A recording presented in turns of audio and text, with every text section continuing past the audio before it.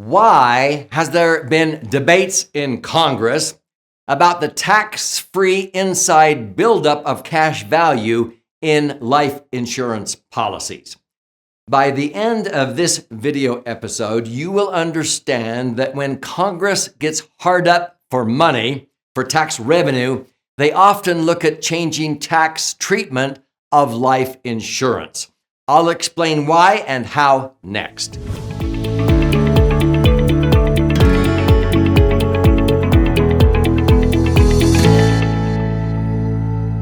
So I'm Doug Andrew. I've been around the block now for more than 48 years. I'm approaching 70 years old. I started in 1974 as a financial strategist and retirement planning specialist. And during that nearly 5-decade career so far, I've been very blessed to have authored 12 books so far. And I have taught over 90,000 hours of education in front of audiences, many of them professionals like CPAs and tax attorneys. And so oftentimes I will be asked the question, so why does Congress allow the money inside of a max-funded insurance contract? And my favorite is indexed universal life. And you'll see on different episodes on this channel why, because of the average returns I've been able to achieve throughout the years. But they'll say, so why does Congress allow this to accumulate tax-free and be able to borrow money income tax-free? As soon as they learn about this, they'll close this loophole. Well, it's not a loophole, number one. Number two, the IRS is very well aware of it, and they're the ones that sort of set the parameters or the rules in the Internal Revenue Code that if you abide by those, the money inside of an insurance contract will grow tax-free. That's under Section 72E of the Internal Revenue Code, which I explain on several other episodes here. And it's been that way for over 108 years in one form or another. And if you want to access money while you're alive and not trigger tax, you have to do it the right way, and that is outlined under Section 7702 of the Internal Revenue Code, because this was the brainchild of E.F. Hutton when they introduced universal life. And then later on, that was in 1980, by the way, and then later on, 17 years later, when interest rates started coming down, indexed universal life came out because that allowed people to continue to earn more like 8, 9, 10% rates of return or higher when the market was going up, but not lose when the market was down by not having your money at risk in the market, but linking your returns to an index or indices of your choice. If you don't understand what I just said, be sure and check out educational videos about indexing on this very three-dimensional wealth channel. And be sure and subscribe because I post a new video almost on a daily basis. But stay with me to the end because I want to gift you a copy of my most recent 300-page best-selling book called The Laser Fund. So your money accumulates tax-free. You can access it tax-free under Section 72E, 7702. And when you ultimately die, because none of us are getting out of here alive, I don't mean out of this video session, I mean out of this life, right? Okay, we're all going to die someday. The unique thing about a max-funded insurance contract is whatever is left in the account when you die usually increases, maybe a little bit, maybe a whole bunch by double or triple, and transfers income tax-free. For example, I'm going to be 70 here in a couple of months if I died. Right now, every million that I might have in a portfolio of laser funds would blossom to more than double that and transfer tax-free if I died, okay? And so people say, well, how much does that cost? Well, nothing's free, but it doesn't cost me anything. It's being paid for with a minuscule portion of interest that would otherwise go out the window in unnecessary tax if I followed the herd and put my money in IRAs and 401k. So I'll take as much insurance as I can get if it's not costing me anything. See, we don't object to insurance benefits. We object to paying for them. If I were your employer and I came and said, hey, we've had a great year. We have some additional benefits for everybody here at the company this year. We have free life insurance. How much would you like? Now, the most common answer I get is as much as I can get. See, we don't object to insurance benefits. We object to what? Paying for them. And you can actually have the insurance being paid for indirectly with money that most Americans shell out in unnecessary income tax. And you can learn why and how on this very channel. But let's get back to the subject of why does Congress sometimes mess around and consider taxing these things?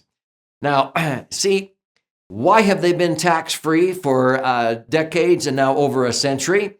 It's because when people put money into these insurance policies, they are trying to be responsible and accountable. They're trying to take ownership so that if they live a long time, they will not outlive their money and have to rely on the government, welfare, or whatever to be able to survive. They don't want to outlive their money. If they happen to die sooner than later, they don't want their beneficiaries, their heirs, the widows and orphans, to be reliant or dependent on the government for welfare. And so they're trying to be responsible and accountable, okay? And so that's why these have been tax-free, because people are trying to take ownership. But why do you want to penalize somebody who's taking ownership to be responsible and accountable? If they live a long time or die sooner than later, they want to make sure they're not a drain on society. Does that make sense? Now, that should be a no-brainer. But whenever you have legislators and congressional people that are eager to spend, they usually have to come up with ideas when they present their spending bills on how they're going to fund it. And there have been times where these congressional committees do studies. Well, golly, look at this multi-trillion-dollar nest egg over here. Now, see, they oftentimes look at IRAs and 401ks and they realize, golly, there's $25 trillion in yet to be taxed IRAs or 401ks. And they sometimes get impatient. They don't want to wait around for those people to retire and get the tax revenue.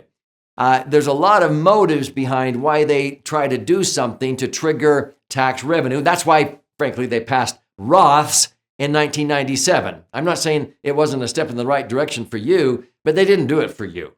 They did it for them because if people realized, hey, it's better to pay the tax and roll money over to a Roth, it triggers tax. They were hard up for tax revenue, and it was a huge windfall. But see, they did it for them because they wanted money to be able to fund their spending bills. Does that make sense?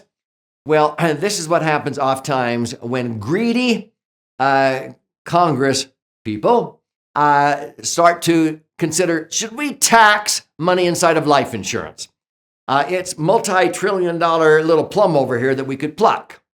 And so the last time they did that, that really worried me was back in 1990. And they've done it since, but in 1990, they actually got really serious. And for months, they had the General Accountability Office, the Senate Finance Committee, the House Ways and Means Committee, and they all went through and studied this report, and it's very extensive. And I was nervous. A lot of people in our industry were very nervous. Are they going to be stupid enough to tax the inside buildup inside of life insurance? Now, they weren't talking about taxing life insurance proceeds, thank goodness, but what about the cash value? Well, let's tax that money that's growing inside of the insurance policy. Well, that sort of ruins why people set aside money for living benefits, for tax-free income. And a lot of them said, well, we ought to tax it like an IRA or 401k, or tax it as earned, which is stupid, but they were considering it. And then they would say, you know what, even if we let it grow tax deferred, when people access money while they're alive in those loans, we want to tax those loans. But what's that going to do? Now they've got to deal with, wait a minute, if we tax loans, then when you go to borrow money on a house or for a car, you got to pay tax on the money you borrow to buy a house. It creates a whole can of worms, and now they have to separate loans from life insurance, must be different as loans for cars and houses. And fortunately, they got voted down and they said, leave these alone, okay? And so this is why they realized it would actually hurt them more than help them. It might give them a windfall on the short run, but in the long run, it would actually cost them more than it would make them in the short run. Many times, Congress doesn't think that far in the future, as you know, but thank goodness some do. So that's why it's sort of been a sacred tax-free cash cow, but I can't guarantee that in the future. Having said that, there's two other reasons why they have left these tax-free. This one may not surprise you. A lot of congressional people own these policies. They would be shooting themselves in the foot, and they don't want to do that. Number two, if they did tax them, they said we would grandfather everybody who already owned insurance under that premise. This is protected in what is called the ex post facto provision of the Constitution, where Congress is not supposed to pass new tax law, for example, that adversely affects somebody that set up something under previous tax law. Now, I can't guarantee that, but it's called grandfathering. So they've sort of said if we ever did, it would only be on new insurance policies taken out after we changed tax treatment, not on previous ones. I can't guarantee what Congress will do, but the multi-trillion-dollar insurance lobby is one of the strongest lobbies in the world and in America. So I think we're okay, but I wouldn't put it past them because they have been spending money like crazy.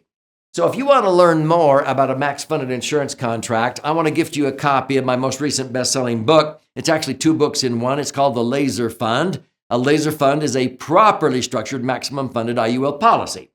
And it will perform as a superior vehicle, not only for accumulating money for retirement, but working capital for business, emergency funds, college savings, all kinds of goals. And you can learn two different ways. This side is left brain, all the charts and graphs and explanations. If you learn more by stories and examples, you flip over to this side, and this has 62 actual stories of how IUL can be structured as a superior vehicle, like a dream solution for all kinds of financial goals. And you can read both sides, and it's a right brain and left brain approach. Here's how you claim your free copy. You simply go to laserfund.com, laserfund.com, or click on the link below, and you contribute a nominal amount towards the shipping and handling. I'll cover the rest of that cost, and there's also options there to listen and learn and watch and learn, but I'll pay for the book. I'll send out a copy to you. There's also options in there where you can attend an online educational webinar. There's all kinds of events. Sometimes we do live events throughout the country, but you can also talk to a IUL professional to see how these types of strategies may apply in your particular set of circumstances. So claim your free copy now, and this is about your brighter future.